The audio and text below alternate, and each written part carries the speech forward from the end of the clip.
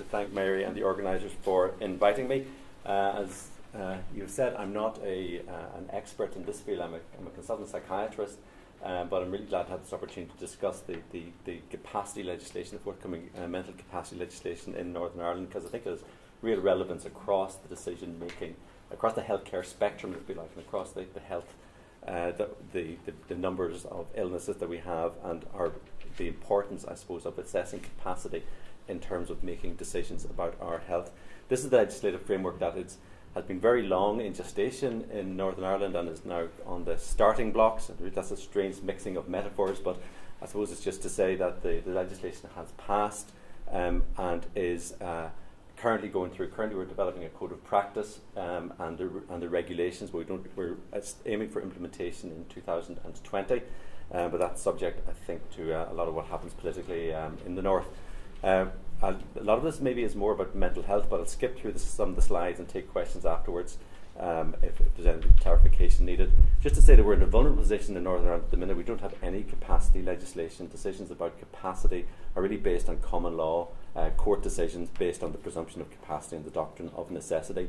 In terms of mental health legislation, we still use the mental health order, which is not about capacity, but it's really about risk and illness.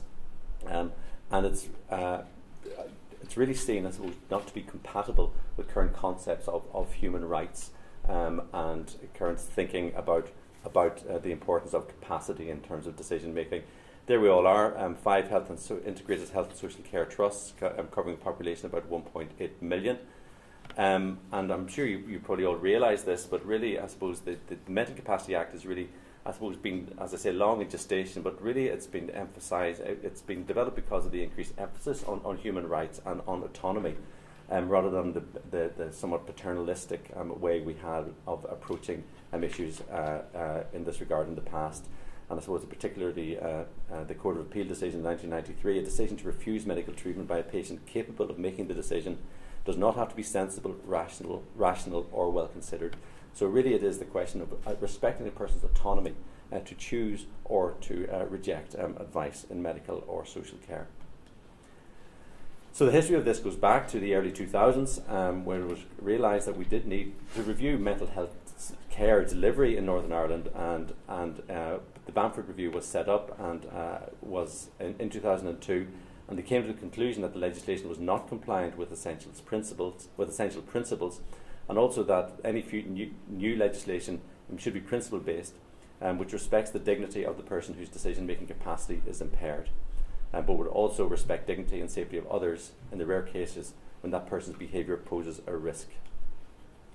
So the response of the Royal College of Psychiatrists was that the respect for a person's autonomy should be paramount, and that the issue about capacity must occupy a central role in any proposed treatment intervention, especially in the absence of consent or where a person withholds the consent.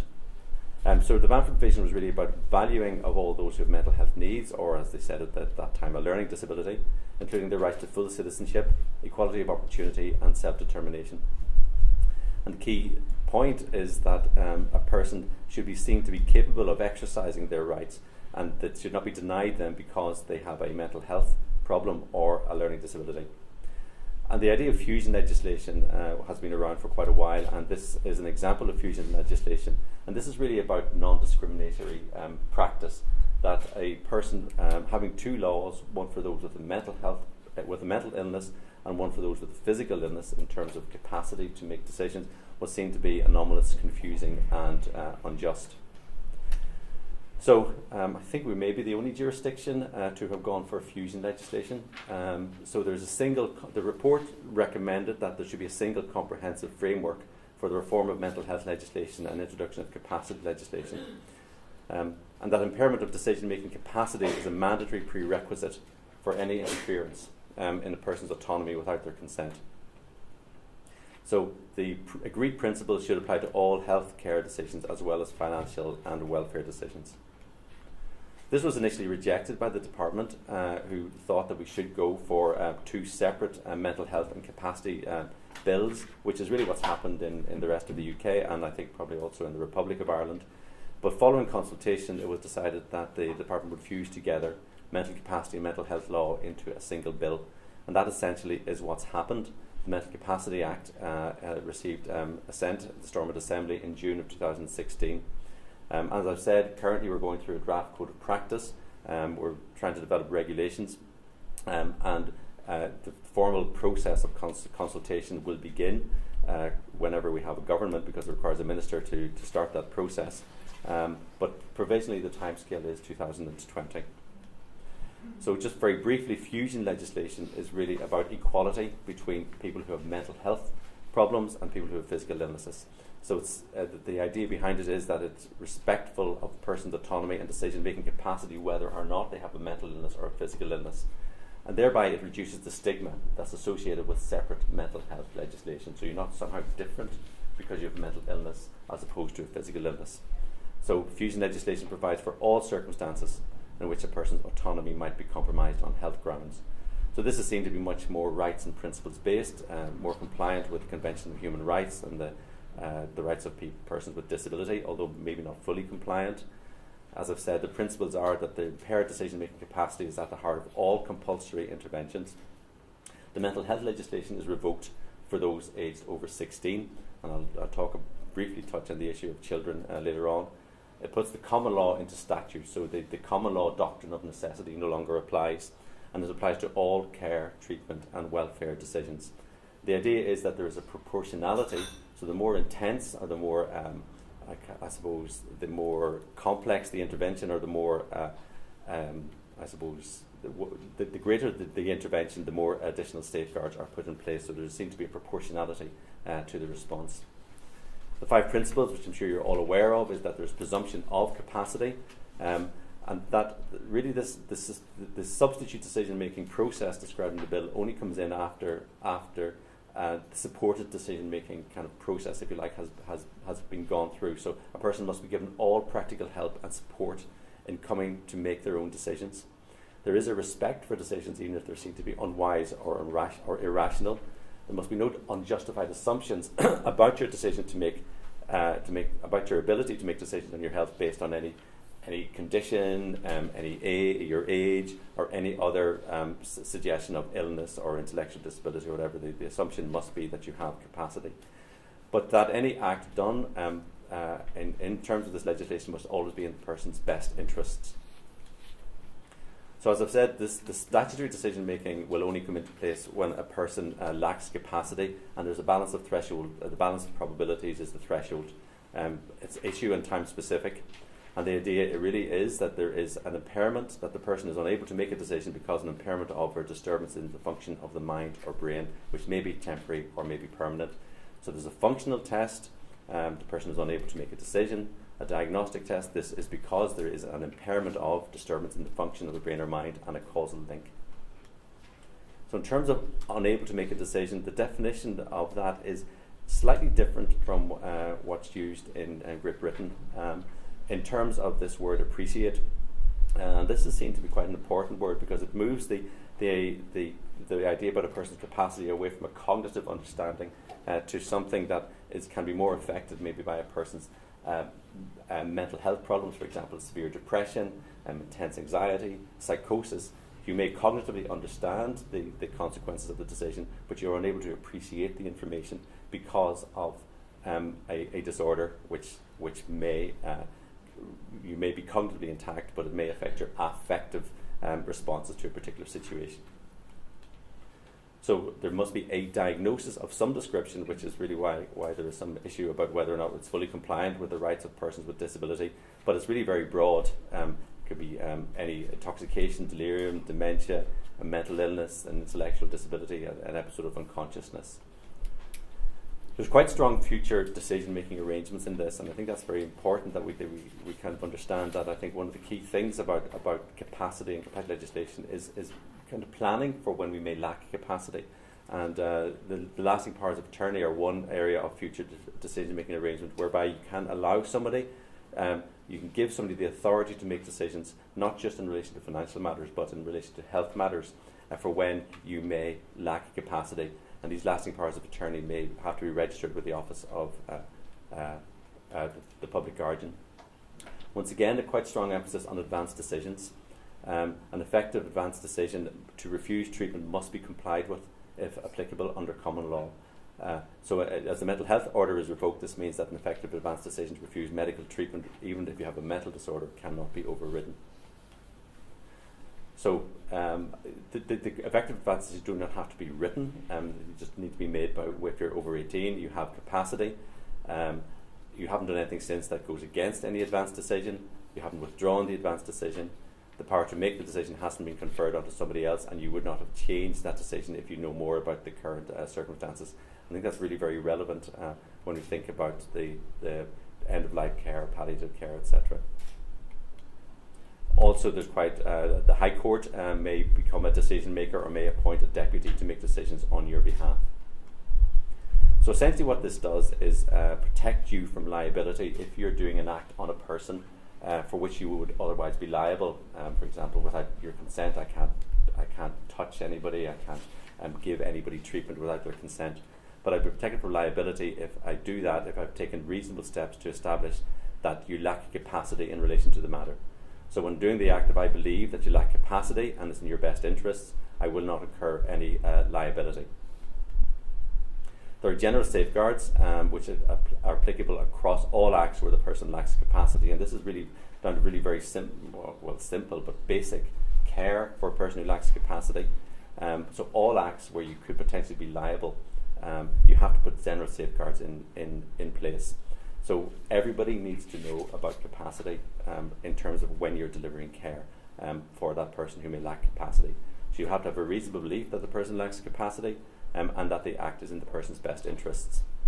Best interests is complex. It's a holistic approach, and it's not just about clinical best interests.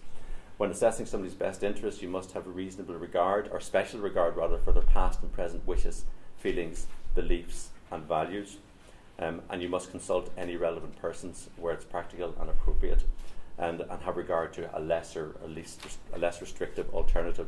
So it's really not about, so I think it's important that clinicians understand this, best interest is not about what I as a clinician think is in your best interests. One other point about best interest and making a determination about best interest, if it relates to life-sustaining treatment, the person making the determination must not be motivated by a desire to bring about the person's death. As I said, there's a graded response depending on the more complex interventions. So there are additional safeguards beyond the general safeguards which are put into place as interventions become more serious, and these include a formal assessment of capacity, the presence of a nominated person, provision of a second opinion, the provision of an independent mental capacity act, and in some cases the act must be authorised. So additional safeguard provisions must be put in when there's any restraint, when there's any serious interventions, and there must also be second opinion for certain treatments. As I've said, authorisation by a trust panel is required for certain serious treatments, and certainly if there's any deprivation of liberty or certain other measures, and an independent mental capacity advocate must be present for certain serious interventions. So restraint is an act which is intended to restrict the person's liberty of movement, and at the time of restraint you must have the act must be proportionate to the likelihood of harm and the seriousness of that harm, and you must reasonably believe that there is a risk of harm before you can restrain anybody. Serious interventions will include serious treatment for physical illnesses. So it may be major surgery, it may be treatment that causes the person serious distress or serious side effects, or seriously affects their options available, or has an impact on their day-to-day life. So it's not just about deprivation of liberty or compulsory treatment, it's about any major treatment, including those for physical illnesses. So if your act meets any of those criteria, in addition to the general safeguards, you must have a formal assessment of capacity by a suitably qualified person, a written statement of incapacity, and a nominated person must be in place who should be consulted and whose views are taken into account. So normally a written statement of capacity could be done by any suitably qualified person. As I said, this is everybody's business. A nominated person must be consulted for all serious interventions. Now the person themselves can appoint and should appoint their nominated person. So once again, this is really about advanced planning. Who do you want to be your nominated person? If you have the capacity to do so, you appoint a nominated person. If not, there is a default list which has your carer at the top of that list. But there are other mechanisms for which you can appoint a nominated person. And this nominated person is not a decision maker, but he or she can object to treatment, and if his treatment has serious consequences, then the further safeguard of authorisation is necessary.